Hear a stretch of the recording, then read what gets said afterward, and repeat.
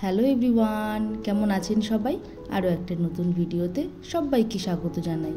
তো চলুন আজকে আপনাদেরকে বশিষ্ঠ মুনির আশ্রমে নিয়ে যাব, অর্থাৎ গুয়াহাটি শহরের যে বিখ্যাত বশিষ্ঠ মুনির আশ্রম সেইখানে। আমরা সাধারণত ওই ধারাপুর থেকেই গিয়েছিলাম। তো এই ধারাপুর থেকে যেতে গেলে না আপনি দু রকমের বাস পাবেন, একদম ডিরেক্ট বাস।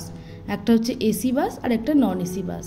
ওই এসি বাসে নিয়েছিল 55 টাকা করে পার হেড, আর নন এসিতে গেলে ওই 32 টাকা করে পড়ে যায়। তবে হ্যাঁ, একটু সময় লাগে, ওই প্রায় 1.5 ঘন্টার কাছাকাছি। তবে আপনারা যদি চান যে ওইখানে গিয়ে পুজো দেবেন, তার ব্যবস্থাও কিন্তু আছে। নিচে সমস্ত ডালা প্রসাদ বা ফল প্রসাদও কিনতে পাওয়া যাচ্ছে।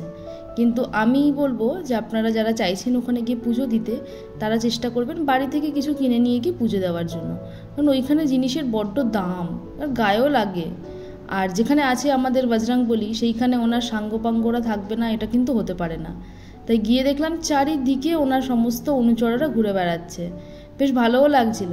আর হাতে হাতে করে কলা বিস্কুট যে যা দিচ্ছে সব কি সুন্দর টুকুর টুকুর করে বাবুগুলো খেয়ে যাচ্ছে। এমনকি শিব ঠাকুরের মাথায় বসেও দেখলাম একজন দিব্যি খাচ্ছে। আমি বললাম বাহ, এ তো বেশ ভালো মজাতেই আছে। তো চলুন, এই যে মন্দিরটা না, এই মন্দিরের একটু ইতিহাস জেনে নেওয়া যাক। এই যে বশিষ্ঠ মুনির আশ্রম, এটা গুয়াহাটি শহর থেকে প্রায় 11 কিলোমিটার ভিতরে অবস্থিত। বেলতলা বশিষ্ঠ পথে বা গড়ভাঙা সংরক্ষিত বনাঞ্চল পার হয়ে তবেই কিন্তু এই মন্দিরটি পাওয়া যায়। আবার কালিকা পুরাণ অনুসারে যখন ব্রহ্মার পুত্র বশিষ্ঠ মুনি নিমি রাজার শাপে দেহহীন হয়, তখন নিরুপায় হয়ে ওই বশিষ্ঠ মুনি ব্রহ্মার শরণাপন্ন হয় এবং ব্রহ্মার উপদেশ অনুসারে তিনি তখন ওই সন্ধ্যাঞ্চল পাহাড়ে বিষ্ণুর তপস্যা করতে শুরু করেন। তপস্যায় যখন বিষ্ণু সন্তুষ্ট হন, তখন বশিষ্ঠ সন্ধ্যায় ওই ললিতা এবং কান্তা এই ত্রিধারা প্রবাহিত করে গঙ্গাকে মর্তে নামিয়ে আনেন এবং এই ত্রিধারার সঙ্গমস্থলে গা ধুয়ে জল খেয়ে মুনি তার পূর্বরূপ ফিরে পায়। আর তারপর থেকেই এই আশ্রমের নাম বশিষ্ঠাশ্রম হয়।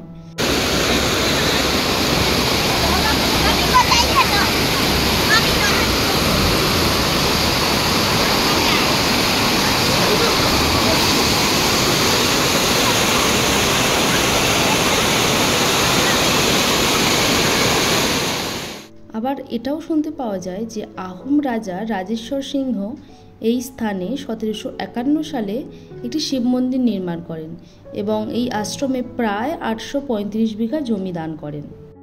এখানে আমার যেটা সবথেকে বেশি ভালো লাগলো সেটা হলো আপনি এখানে না নিজের ভক্তি দিয়ে পুজো করতে পারবেন। মানেটা হলো এখানে কোনো পুরোহিত নেই, ওই একটা জায়গাতেই মাত্র পুরোহিত বসে আছে, তাকে খুব যৎ সামান্য দিয়েও আপনি পুজো করিয়ে নিতে পারেন। মানে ওনার কোনো জোর বা বাধ্যবাধকতা কিছু নেই। আর এই মন্দিরে না কোনো ফি নেই, আপনি এমনিই ঢুকতে পারবেন।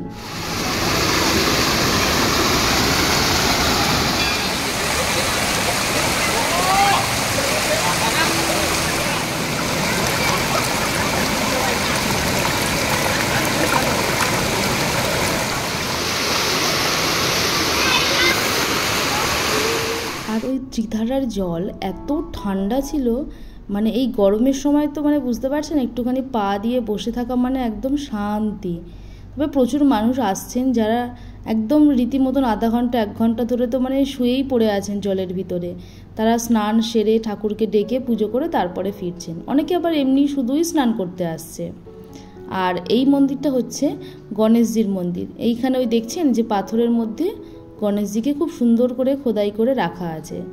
আর এইখানে একটা বাইরে মূর্তি আছে যেখানে সমস্ত মানুষেরা এসে পুজো করছেন। আর এইখানে আপনি জানাতে পারেন আপনার মনের গোপন ইচ্ছাটি, মানে আপনি বাহনের কানে আপনার মনের ইচ্ছাটি জানাবেন আর ও গিয়ে জানাবে ওর গুরুর কাছে, আর তারপরেই তো আপনার মনের ইচ্ছা পূরণ হবে। তবে হ্যাঁ, আরেকটা বিষয় দেখুন, আমি যখন বলছিলাম না ইঁদুরের কানে আমার মনের গোপন ইচ্ছাটা, ঠিক তার পিছনে দেখেছেন ওই দেখুন, ওইখানে আমাদের পুজোর ঝুড়িটা রেখেছিলাম প্রসাদ সমেত। আর একজন আমাদের বন্ধু এসে উনি প্রসাদটা ছিঁড়ে খেয়ে দিয়ে ওর বাচ্চার জন্য নিয়েও গেল। তা আমি যখন কাছে গেলাম ও আবার ওটাকে ফেলে দিল। আমি কি করলাম, ওটাকে আবার ওখানে রেখে দিয়েছি। কিছুক্ষণ পরে দেখলাম ও দিব্য এসে ওটাকে নিয়ে গেল। যাক, পুজো দেওয়াটা অন্তত সার্থক। আর এই চারিদিকে যখন এই দেখছিলাম না বজরংবলীর ভক্তদের, মনটা বেশ ভালো লাগছিল। আর তার সঙ্গে যে বেলপাতাগুলো ছিল সেইগুলো বললাম নিয়ে গিয়ে তো সেই ফেলে দেবো, তার থেকে বরং এই অবলা পশুগুলো খাক। ওরা দিব্যি খেয়ে নিল, আমি বললাম যাক বাবা, কিছু তো একটা ভালো কাজে লাগলো। আর তারপরে পুজো দিয়ে অনেকক্ষণ ধরে ওই জলে পা ডুবিয়ে বসে থেকে এত খিদে পেয়ে গেছিলো যে না খেলে কিছু নয়। তাই তাড়াতাড়ি করে এসে সামনে যা পাওয়া যায় সেই সমস্ত, একটু ছোলা ভাজা আর ওই একটুখানি পরোটা আর ঘুগনি। তো চলুন এইবারে বাড়ি ফেরার পথ ধরি। এই সম্পর্কিত যদি আর কারোর কোনো প্রশ্ন থাকে অবশ্যই কমেন্ট করবেন। আর দেখেছেন যাওয়ার পথে পড়লো মায়ের গেট, অর্থাৎ কামাখ্যা দেবীর গেট। এর পরবর্তী ভিডিওগুলো কিন্তু কামাখ্যা মন্দির নিয়েই আসছেন। তো সবাই ভালো থাকবেন, সুস্থ থাকবেন, সাবধানে থাকবেন। আর আমার এই ভিডিওটা কেমন লাগলো অবশ্যই কমেন্ট করে জানাবেন। যদি ভালো লাগে একটা লাইক করে দেবেন।